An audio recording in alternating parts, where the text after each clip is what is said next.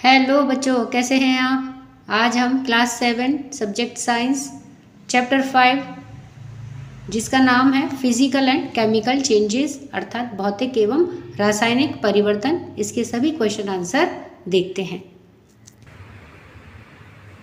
पाठगत प्रश्न 1, क्या हम प्रकाश संश्लेषण को रासायनिक परिवर्तन कह सकते हैं। उत्तर है कि पादप या पौधे प्रकाश संश्लेषण नामक प्रक्रम या प्रोसेस के द्वारा अपना भोजन स्वयं बनाते हैं। हम प्रकाश संश्लेषण को रासायनिक परिवर्तन कह सकते हैं। अब है पाठगत प्रश्न 2, स्टेनलेस स्टील कैसे बनाया जाता है, क्या इसमें जंग लगती है। उत्तर है कि स्टेनलेस स्टील लोहे में कार्बन और क्रोमियम, निकल तथा मैग्नीज जैसी धातुओं को मिलाकर के बनाया जाता है और इसमें जंग नहीं लगती है। पाठ्य पुस्तक के अभ्यास प्रश्न 1, निम्नलिखित प्रक्रमों के अंतर्गत होने वाले परिवर्तनों को भौतिक अथवा रासायनिक परिवर्तन के रूप में वर्गीकृत कीजिए। क्या है प्रकाश संश्लेषण, यानी कि ये हमें बताना है कि ये भौतिक परिवर्तन है अथवा रासायनिक परिवर्तन है। ख है जल में शक्कर को घोलना। ग है कोयले का जलाना। घ है मोम को पिघलाना। च है एल्यूमिनियम के टुकड़े को पीट करके उसका पतला पत्र या फॉइल बनाना। छ है भोजन का पचना। अब इनके सबके उत्तर देखते हैं कि इनमें से कौन भौतिक परिवर्तन में है और कौन किसका रासायनिक परिवर्तन के रूप में वर्गीकरण होगा। उत्तर है, अब एक तरफ भौतिक परिवर्तन लिखेंगे और एक तरफ रासायनिक परिवर्तन लिखेंगे। तो अब देखिए, ख है कि जल में शक्कर को घोलना, यह है भौतिक परिवर्तन है, जबकि क वाला जो है कि प्रकाश संश्लेषण, यह है रासायनिक परिवर्तन है। इसी प्रकार घ मोम को पिघलाना, यह भौतिक परिवर्तन है, और च एल्यूमिनियम के टुकड़ों को पीट करके उसका पतला पत्र या फॉइल बनाना, यह भौतिक परिवर्तन है। और रासायनिक परिवर्तन में क प्रकाश संश्लेषण, ग कोयले को जलाना और छ भोजन का पाचन, ये सभी रासायनिक परिवर्तन के अंतर्गत आते हैं। प्रश्न 2, बताइए कि निम्नलिखित कथन सत्य है अथवा असत्य। यदि कथन असत्य हो तो अपनी अभ्यास पुस्तिका में उसे सही करके लिखिए। क्या है कि लकड़ी के लट्ठे को टुकड़ों में काटना एक रासायनिक परिवर्तन है। अब हमें यह बताना है कि यह कथन सत्य है अथवा असत्य है। ख है पत्तियों से खाद का बनना एक भौतिक परिवर्तन है, यह सत्य है अथवा असत्य है। ग है कि जस्ता अर्थात जिंक लेपित लोहे के पाइपों में आसानी से जंग नहीं लगती है, यह सत्य है अथवा असत्य है। ग है लोहा और जंग एक ही पदार्थ है, यह सत्य है अथवा असत्य है। च है कि भाप का संघनन रासायनिक परिवर्तन नहीं है, यह सत्य है अथवा असत्य है। अब इनके सभी के उत्तर हम देखते हैं। उत्तर है क असत्य, लकड़ी के लट्ठे को टुकड़ों में काटना एक रासायनिक परिवर्तन नहीं बल्कि भौतिक परिवर्तन है। ख है असत्य कि पत्तियों से खाद का बनना एक भौतिक परिवर्तन नहीं है बल्कि यह एक रासायनिक परिवर्तन है। ग सत्य है, जस्ता अर्थात जिंक लेपित लोहे के पाइपों में आसानी से जंग नहीं लगती है। घ असत्य है, यानी कि लोहा और जंग दोनों अलग अलग पदार्थ हैं। च है कि सत्य कि भाप का संघनन रासायनिक परिवर्तन नहीं है। प्रश्न 3, निम्नलिखित कथनों में रिक्त स्थानों को भरिए। नीचे कथन दिए हुए हैं और कुछ रिक्त स्थान दिए हुए हैं, उनमें हमें उचित रिक्त स्थान भरने हैं। तो क्या है कि जब कार्बन डाइऑक्साइड को चूने के पानी में प्रवाहित किया जाता है तो यह रिक्त स्थान के बनने के कारण दूधिया हो जाता है। तो अब हम यहाँ पे रिक्त स्थान को भरना है।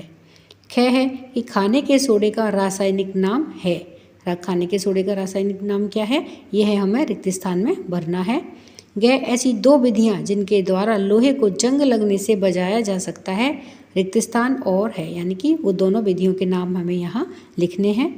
घ ऐसे परिवर्तन भौतिक परिवर्तन कहलाते हैं जिनमें किसी पदार्थ के केवल रिक्त स्थान गुणों में परिवर्तन होता है, अर्थात पदार्थ के किन गुणों में परिवर्तन होता है वह यहाँ हमें भरना है रिक्त स्थान में। च ऐसे परिवर्तन जिनमें नए पदार्थ बनते हैं रिक्त स्थान परिवर्तन कहलाते हैं। तो यहाँ पे हमें उचित उत्तर भरना है। तो आइए उत्तर देखते हैं। उत्तर है क का कि जब कार्बन डाइऑक्साइड को चूने के पानी में प्रवाहित किया जाता है तो यह कैल्शियम कार्बोनेट के बनने के कारण दूधिया हो जाता है। ख कि खाने के सोडे का रासायनिक नाम सोडियम हाइड्रोजन कार्बोनेट है। ग ऐसी दो विधियां जिनके द्वारा लोहे को जंग लगने से बचाया जा सकता है पेंट करना और यशत का लेपन है। घ ऐसे परिवर्तन भौतिक परिवर्तन कहलाते हैं जिनमें किसी पदार्थ के केवल भौतिक गुणों में ही परिवर्तन होता है। च ऐसे परिवर्तन जिनमें नए पदार्थ बनते हैं रासायनिक परिवर्तन कहलाते हैं। प्रश्न 4 कि जब नींबू के रस में खाने का सोडा मिलाया जाता है तो बुलबुले बनते हैं और गैस निकलती है, यह किस प्रकार का परिवर्तन है, समझाइए। उत्तर है कि नींबू के रस में खाने का सोडा मिलाने पर एक नया पदार्थ बनता है और कार्बन डाइऑक्साइड निर्मुक्त होती है अर्थात निकलती है, इसीलिए ये रासायनिक परिवर्तन है। प्रश्न 5 कि जब कोई मोमबत्ती जलती है तो भौतिक और रासायनिक परिवर्तन दोनों ही होते हैं। इन परिवर्तनों की पहचान कीजिए। ऐसे ही किसी ज्ञात प्रक्रम का एक और उदाहरण दीजिए जिसमें भौतिक और रासायनिक परिवर्तन दोनों ही होते हैं। उत्तर है कि जब कोई मोमबत्ती जलती है तो भौतिक और रासायनिक परिवर्तन दोनों होते हैं। पहला कि पहले मोमबत्ती पिघलती है, फिर बाष्पीकृत होती है और उसके बाद में जलती है। दूसरा है कि पिघले हुए मोम का वापस ठोस अवस्था यानी कि पुरानी अवस्था में आना एक भौतिक परिवर्तन है। नंबर 3 है कि जब मोम की भाप जलती है तब धुआं और कार्बन डाइऑक्साइड गैस बनते हैं जो कि नए पदार्थ हैं, अतः अब यह एक रासायनिक परिवर्तन है क्योंकि रासायनिक परिवर्तन में ही नए पदार्थ बनते हैं। ऐसा प्रक्रम और भी है जिसमें भौतिक और रासायनिक परिवर्तन दोनों होते हैं। शुष्क सेल का प्रयोग करके टॉर्च बल्ब को जलाना भौतिक और रासायनिक परिवर्तन दोनों का ही एक अन्य उदाहरण है। नंबर 1 जब बल्ब जलता है तब इसमें कोई नया पदार्थ नहीं बनता है, अतः यह एक भौतिक अभिक्रिया है। नंबर 2 लेकिन बल्ब को शुष्क सेल से विद्युत इसके अंदर स्थित रासायनिक पदार्थ से मिलती है। शुष्क सेल में रासायनिक पदार्थ स्थित होते हैं जो धीरे धीरे नए पदार्थों में बदल जाते हैं और अंत में सेल बेकार हो जाता है। इस प्रकार से यह एक रासायनिक परिवर्तन है। प्रश्न 6 आप यह कैसे दिखाएंगे कि दही का जमना एक रासायनिक परिवर्तन है। उत्तर है कि दूध में थोड़ी सी मात्रा में दही डालने से कुछ ही घंटों में दूध दही में बदल जाता है अर्थात एक नया पदार्थ बन जाता है। दही में बदल जाने के बाद इसे किसी भी प्रकार से वापस दूध में बदल पाना संभव नहीं है, अतः हम कह सकते हैं कि दही का जमना एक रासायनिक परिवर्तन है। प्रश्न 7 समझाइए कि लकड़ी के जलने और उसे छोटे टुकड़ों में काटने को दो भिन्न प्रकार के परिवर्तन क्यों माना जाता है। उत्तर है कि लकड़ी के जलने पर उससे राख और धुआं इनकी नए पदार्थ प्राप्त होते हैं और लकड़ी के गुणधर्म बदल जाते हैं, अतः लकड़ी का जलना एक रासायनिक परिवर्तन है। यदि लकड़ी को छोटे टुकड़ों में काट दिया जाए तो कोई नया पदार्थ नहीं बनता है और न ही लकड़ी के गुणधर्म में कोई परिवर्तन होता है, अतः लकड़ी को टुकड़ों में काटना एक भौतिक परिवर्तन है। अर्थात जब हमने लकड़ी को छोटे टुकड़ों में काटा तो उसके गुणों में कोई परिवर्तन नहीं हुआ और ना ही उससे कोई नया पदार्थ बना, इसलिए लकड़ी का छोटे टुकड़ों में काटना एक भौतिक परिवर्तन है। इसी प्रकार स्पष्ट है कि लकड़ी को जलाना और उसे छोटे टुकड़ों में काटना दो भिन्न भिन्न प्रकार के परिवर्तन माने जाते हैं। प्रश्न 8 कॉपर सल्फेट के क्रिस्टल कैसे बनाते हैं, इसका वर्णन कीजिए। उत्तर है कि कॉपर सल्फेट के क्रिस्टल निम्न प्रकार से बनाए जा सकते हैं।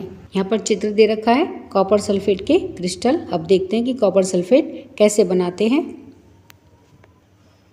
किसी बीकर में लगभग 1 कप जल लेंगे और उसमें तनु यानी कि डाइल्यूट सल्फ्यूरिक एसिड की कुछ बूंदें मिलाएंगे। अब इस जल को गर्म करेंगे। जल उबलना आरंभ कर देने के बाद इसमें धीरे धीरे कॉपर सल्फेट का चूर्ण निरंतर चलाते हुए मिलाएंगे, जैसा कि चित्र में दिखाया हुआ है। कॉपर सल्फेट का चूर्ण तब तक मिलाएंगे जब तक कि उसमें और कॉपर सल्फेट घोलना संभव ना हो। विलयन को फिल्टर पेपर की सहायता से छान लेंगे तथा इसे ठंडा होने के लिए रख देंगे। जब विलयन ठंडा हो रहा हो तो उसे हिला डुला करके या अन्य किसी प्रकार से नहीं छेड़ना है। कुछ समय के बाद विलयन में कॉपर सल्फेट के क्रिस्टल दिखाई देते हैं।